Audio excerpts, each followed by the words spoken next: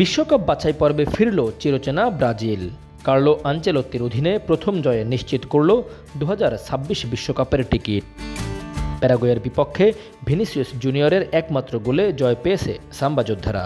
এই ম্যাচের মধ্য দিয়েই আনচেলত্তির জন্মদিনে ব্রাজিল পেল কাঙ্ক্ষিত জয়।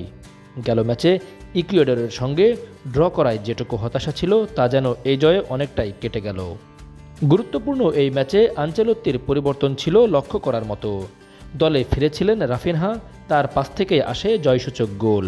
ম্যাচ শেষে কোচ আনচেলত্তি বলেছেন, সমর্থকদের জন্য এই জয় দরকার ছিল, তবে এখনও উন্নতির জায়গা রয়েছে। আপাতত এই জয় উপভোগ করতে চাই। সেপ্টেম্বরের পর থেকে শুধু বিশ্বকাপ নিয়েই ভাবব। বিশ্বকাপ ইতিহাসে একমাত্র দল হিসেবে প্রতিটি আসরে খেলেছে ব্রাজিল, এবারও সেই ধারাবাহিকতা ধরে রাখল তারা। অন্যদিকে ভিন্ন গল্প লিওনেল মেসির আর্জেন্টিনার।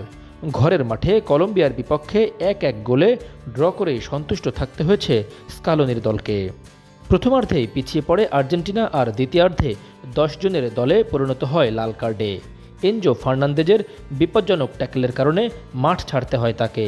কলম্বিয়ান মিডফিল্ডার কাস্তানোর মাথায় বুট দিয়ে আঘাত করেই মূলত লাল কার্ড পেয়েছেন ফার্নান্দেজ। তবুও লড়াই ছাড়েনি আলবিসেলেস্তেরা।